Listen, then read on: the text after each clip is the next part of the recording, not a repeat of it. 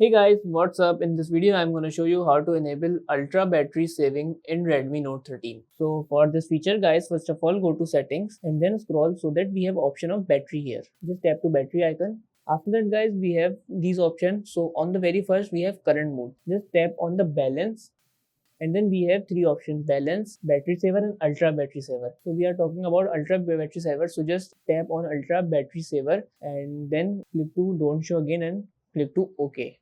So this is now in processing.